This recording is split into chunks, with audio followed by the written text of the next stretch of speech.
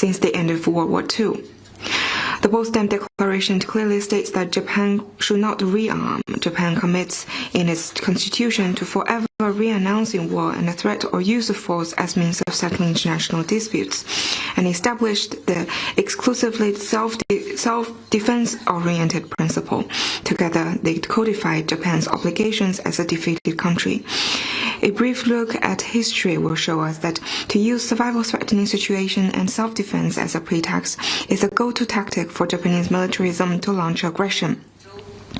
In 1931, Japan called whether it could seize Manchuria as survival-threatening and used that as a pretext to carry out the September the 18th incident and invaded and occupied Northeast Asia, China.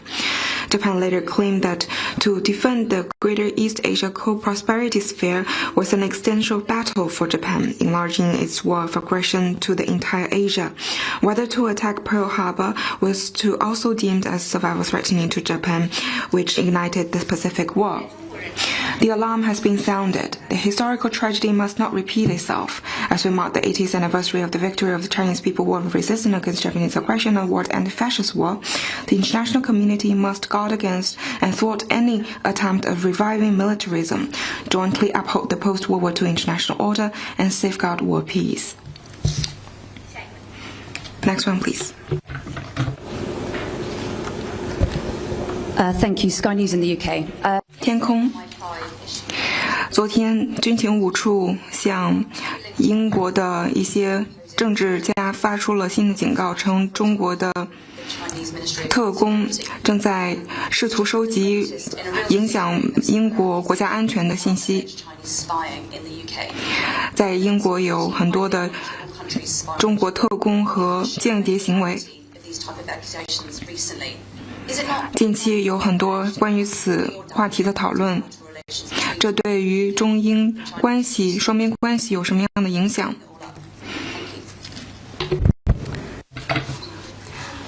China has stated its position more than once. We firmly reject such vilification that has no factual basis and projects one's own mentality onto China. Judgment based on disinformation will only lead to the wrong path.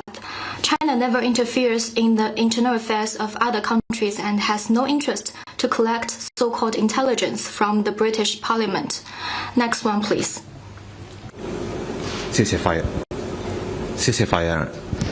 李伯忠啊。China Arab TV.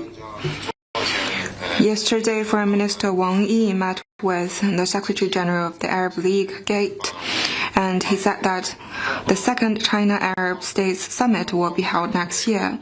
And what preparations is China making for the summit next year? Last May, President Xi attended the 10th Ministerial Conference of the China-Arab States Cooperation Forum and delivered a keynote speech and declared that China will hold the second China-Arab Summit in 2026. Yesterday, Foreign Minister Wang Yi had in-depth communication with the Secretary of Arab League.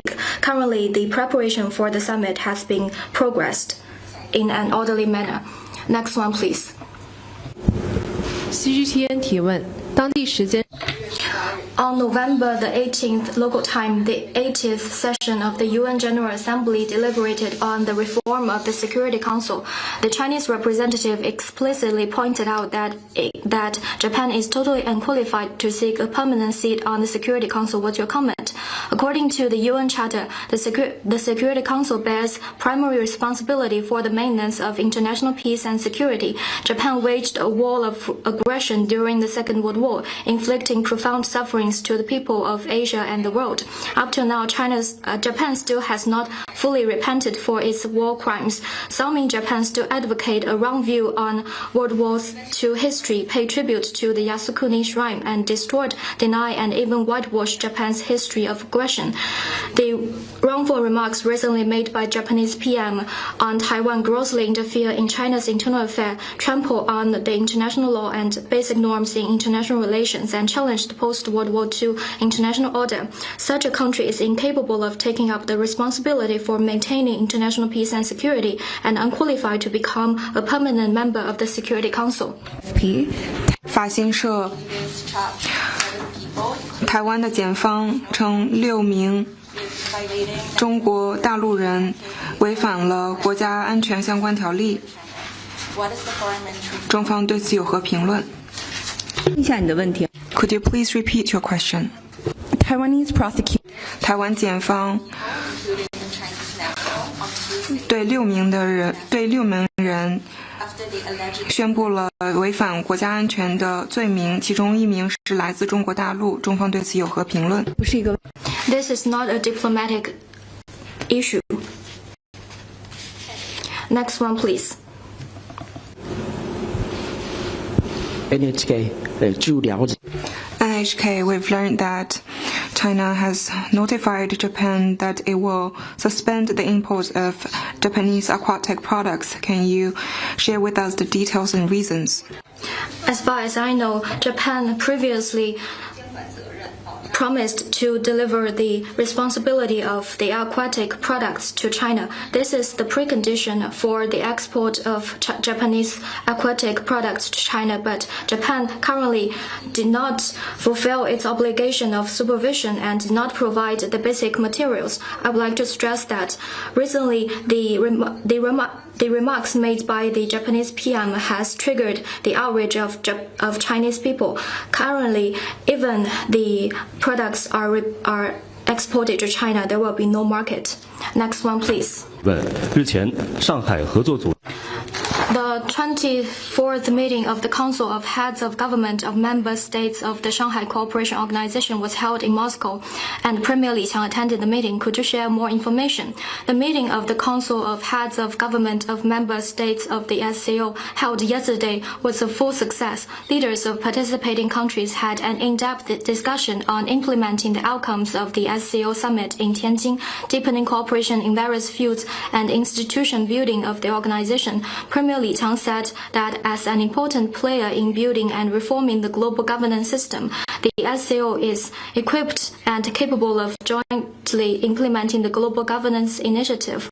The SCO should focus on key areas of development and security to promote universal security and lasting peace and build an open and inclusive world economy. The SCO should achieve sustainable development by fostering the developing new drivers and promoting green and low carbon transition. China stands ready to work with all parties to further enhance the SCO's cohesion, capacity for action and influence, and continuously make the SCO better and stronger. Leaders of participating countries spoke highly of the contributions made at the SCO summit to the high-quality development of the SCO. They agreed to continue following the guidance of the Shanghai Spirit, actively promote cooperation on security, trade, finance, and connectivity, and people-to-people and cultural exchanges, among other fields, and contribute to promoting peace and development in the region and beyond, and reforming and building the global governance system. Next one, please. Regarding yesterday's 关于昨天中国和日方之间的磋商，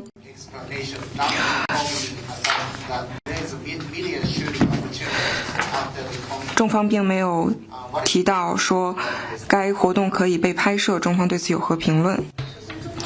First, China did not arrange media organizations to shoot the activity you just mentioned.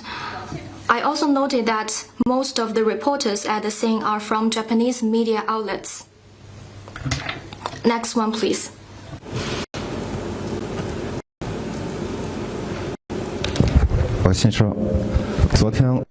RIA Novosti. Yesterday, Russian President Vladimir Putin said that Russia will implement visa-free policy for Chinese citizens, and this will come into effect soon. What's your comment on that, and do you expect more Chinese tourists to Russia? China attaches great importance to facilitating cross-border travel between the Chinese and Russian people. China and Russia are each other's largest neighbors. Mutual visa exemption further strengthen people-to-people and cultural exchanges and serve the interest of the two peoples.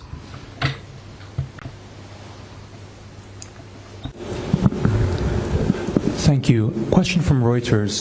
路透社昨天，内阁长官称，日本的首相并不会收回涉台的一些言论，而且这一言论与政府的立场一致，中方对此有何评论？ I'd stress that the wrongful remarks on Taiwan by Japanese PM undermines the political foundation of the bilateral relations and triggered the outrage of Chinese people. We urge Japan to retract the wrongful remarks and stop stirring up troubles in this regard. Take concrete actions to safeguard the political foundation of the bilateral relations. If Japan refuse to retract those remarks, China will take serious countermeasures, and all the consequences will be borne by the Japanese side.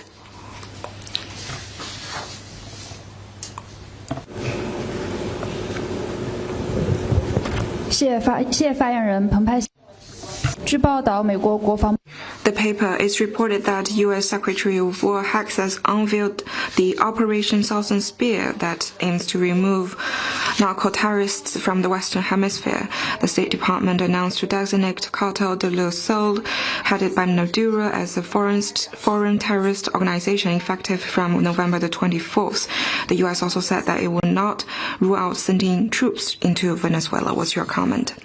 China firmly supports the proclamation of Latin America and the Caribbean as a zone of peace released by CELAC in 2014.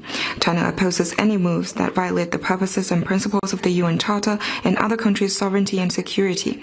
The interference of external forces in Venezuela's internal affairs under any pretext.